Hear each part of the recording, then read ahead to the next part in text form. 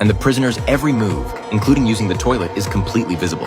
The cells are suspended in the air, making it impossible to dig a tunnel to escape. The interior is completely sealed off, with no sunlight coming in. The number of guards far exceeds the prisoners. They are well equipped and all wear masks to avoid any private communication with the inmates. Surveillance devices are everywhere, with hundreds of cameras and rotating circular monitors that can observe any prisoner at any time. As an escape expert, Mike can tell at a glance that this place has almost no chance of escape. Angrily, he goes to complain to the warden, feeling that this arrangement is too extreme. He decides to abandon the mission and directly says the extraction code, "I love KFC." However, the warden pretends not to hear him and instead locks him up in isolation. It turns out that this warden has long been in cahoots with someone who is hostile to Mike, intending to trap him in this prison forever. But Mike isn't one to give up easily. Even if the hope of escape is minuscule, he still decides to find a way out.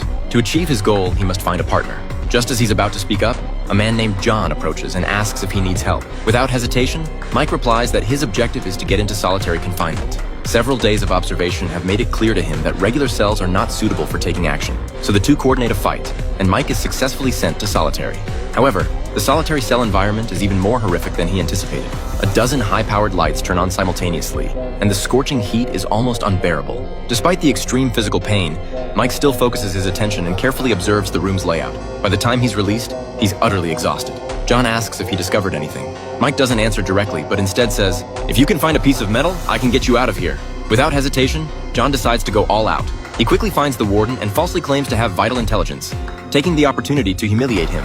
The warden flies into a rage and immediately orders the guards to torture John with waterboarding. John nearly drowns. However, he ultimately succeeds in obtaining the drain cover that can only be found in the interrogation room.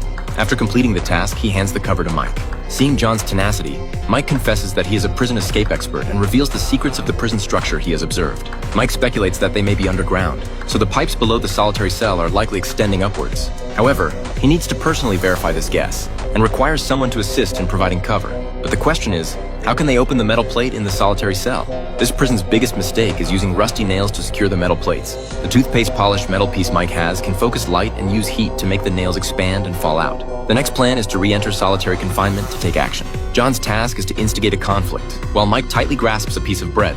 Sure enough, a fight draws the guards, and everyone is sent to the high-powered solitary cell. After successfully removing the nails, Mike gives John a signal. John immediately shouts that he can't take it anymore. Meanwhile, Mike uses the bread he hid earlier to cover the camera, then pries open the floor and crawls underground. He begins searching for an exit while John acts crazy, trying to attract the warden's attention. Mike climbs up the drain pipe. When he reaches the top and opens the cover, he's surprised to discover that this isn't the underground he imagined, but a boundless sea. He's standing on the deck of a giant cruise ship, surrounded by guards. Jumping into the sea is nearly impossible. The only option is to return.